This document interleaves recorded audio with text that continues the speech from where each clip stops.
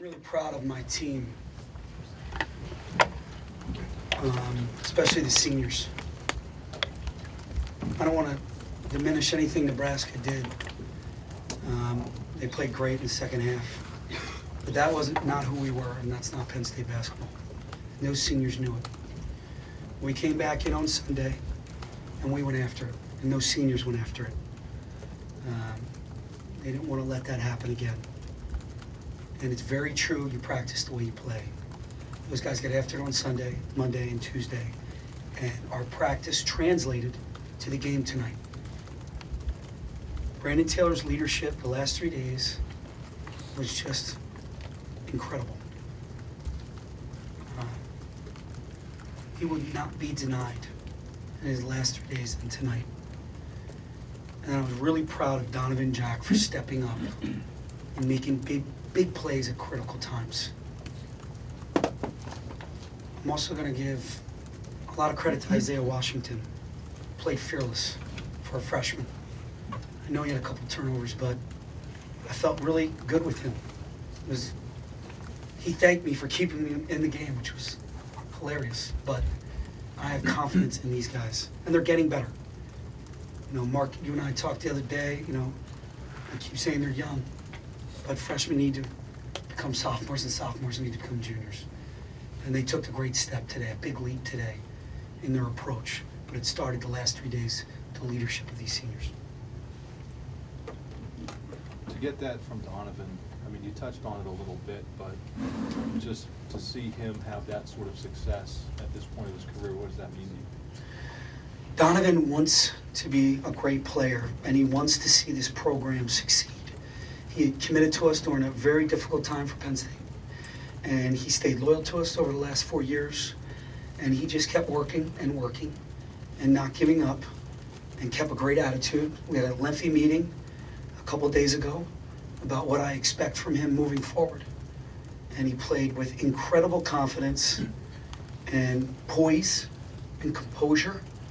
I mean, the layup he has, the couple plays he made, the N1, just timely. But he was ready to make that big jump or big leap tonight. Coach, in the first, I mean, you talk about confidence, 7 threes in the first half, 3 in the second half. I mean, just what'd you see from your guys? I mean, just letting it fly from deep. Your thoughts on just their performance all game? You know, I thought Iowa did a really good job. The first 4 minutes, we couldn't score. They were defending really hard. And we needed to share the ball. The ball was sticking again, just like it was in the second half at Nebraska. So we started moving the ball a little bit more. We started getting more open shots. Guys were down ready to make those shots. And we got stops. We got rebounds, we got runouts. So we really started moving the basketball. It was nice to see. Really proud of Shep Garner, too. He didn't go hide. He didn't go sulk. He didn't stay in his room. He came in the gym and just worked. And I told you guys in the presser the other day that that's the way he's got to shoot himself out of it. And at the end of all this, he's going to become a great player once he does. And for him to play the first half and what he did, and his line overall is terrific. He really managed the game well, played at a real high level. So it was great to see him break through today against the top 5 opponent. But we do get in and shoot, guys, just so you know. We shoot in practice. We shoot all the time. So it's nice to finally see the ball go through the basket. It's nice to be home, too.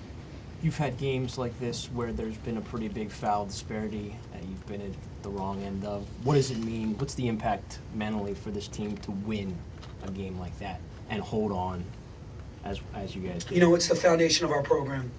We can't worry about that stuff. It's going to happen. We have to worry about what we can control. And we can control our attitude and our effort. And that's what we're going to stick with. Switching to the defensive end a little bit, what did you guys do to force those 13 turnovers for Iowa to shake up their hot hand shooting? You know what? It's uncharacteristic of Iowa. You know, they typically really take care of the ball. They have seniors. You know, we just, you know, we played a very quick athletic team. We did. So we were sprinting the floor, doing a good job for the most part, other than live ball turnovers.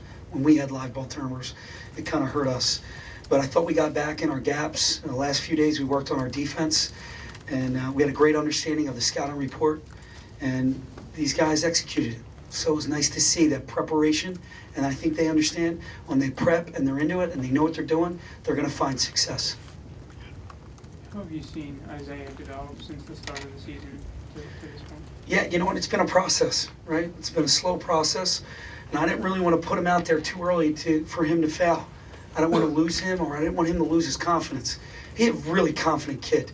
I mean, that was obvious, right, tonight?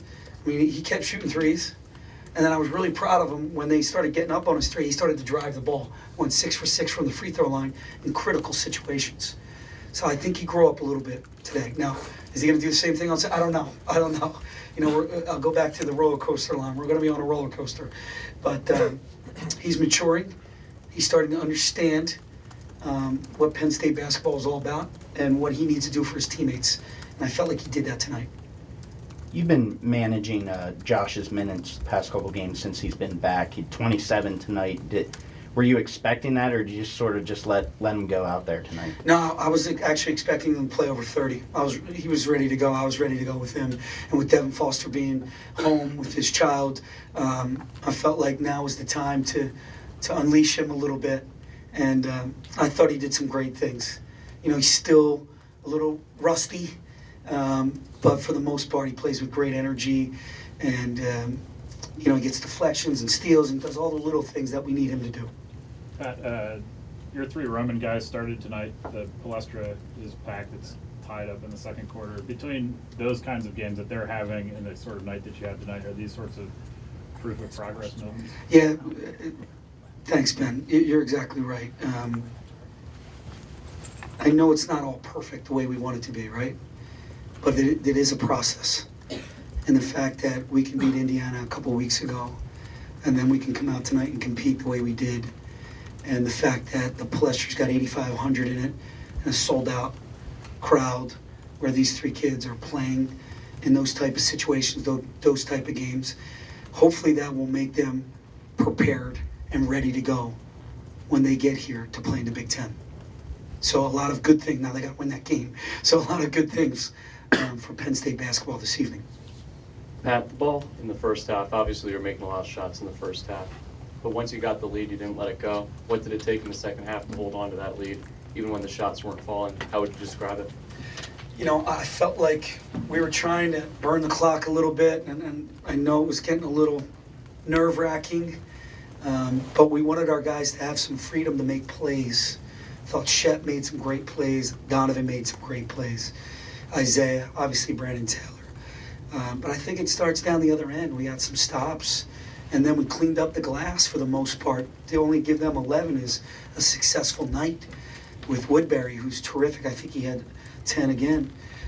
He had 3 offensive rebounds. So I think it started down that end. It gave us confidence to come down the offensive end and really share the ball and take what the defense was giving us. And, you know, I gave Shep the reins, and I thought he did a really good job. And that's the way he's going to have to grow up as a sophomore. He's going to have to take the reins and call some plays. I'm going to have confidence in him. Considering that you had 28 total bench points from your bench tonight, you had 19 from Donovan Jack, 9 from Isaiah Washington. Is that a testament to your bench and the total team effort of the team, not just the starters pitching in, but also the bench? Yeah, what I think it says a lot about they're playing for each other. There's some games sometimes I think we lose that, and they played for each other. It doesn't matter who starts. They came in and raised the bar and played extremely hard, and it wasn't perfect. There were challenges, there was adversity, and they just kept plugging along and never lost their confidence or never lost their way. They stayed the course. And for us to score 29 points versus Iowa bench is a big deal. It's a big deal for us. That's the difference. Thank you. The free throw shooting, how important was that? That was the game, right? I thought I loved Franny's strategy. We're not shooting great free throws. We're hovering right around the 70% mark. Last 5 games, probably right around 65, I think. And, you know, he started fouling early, like a minute 25, I believe. So he really wanted to extend the game and put pressure on us. Thought it was a good strategy. I was really proud of Isaiah, Donovan, Brandon Taylor, Shep Garner, stepping up and making some really critical free throws. And you know what? Julian didn't get the minutes he's normally getting, and he gave us one. in a critical position. So, that's a step in the right direction for these sophomores and freshmen. Coach, in such a tough game, your players not only driving forward and keeping the game very close, but also with the alley-oop, the and one, they seem like they were having a lot of fun. What does that say about your team as a whole, not only in such a big game like this, but going forward to the rest of the season in terms of cohesiveness? I'm glad you said it. Yeah, they did have fun. We worked really hard Sunday, Monday, and Tuesday. I told them, you put the work in. Go out and enjoy it now. Have fun. These 3 practices were a heck of a lot harder, I hope, than tonight, which sounds crazy. But that's what I tried to do, and that's what they wanted. And they went out and shared the ball. They enjoyed it. Huddles were great. They were dialed in. I mean, we got on some guys, and they responded. Sometimes you get on guys, or it's called coaching, and it's called being truthful and telling guys the truth, and they responded. And that, to me, is a sign of development and maturity. Anybody else? Way in the back, yep. Yeah, I'll skip the mic. Can you just talk about what it feels like here at home to have these big games and kind of see the atmosphere behind you with all the fans and the crowd? Close to 7,000 tonight was awesome. Legion of Blue was terrific. They were going crazy. Definitely a home court advantage. I mean, Iowa's typically a very good free throw shooting team. They missed some timely free throws, which is not like Iowa. So I thought the fans did a great job. The student section was awesome. I hope they keep coming out because these kids really could use their support. And do you feel like your players kind of get more positive and like more energy off of what the crowd's doing? There's no doubt. I don't know if you know our road record. So our home record with the crowds that we've been getting, and they've been very loud and really enthusiastic. And if they could just keep coming, they're inspiring us, especially when we go through some droughts, which we did in the second half. And once we made a couple good plays, the crowd went crazy. And it just, it energized us, got us going again. Thanks.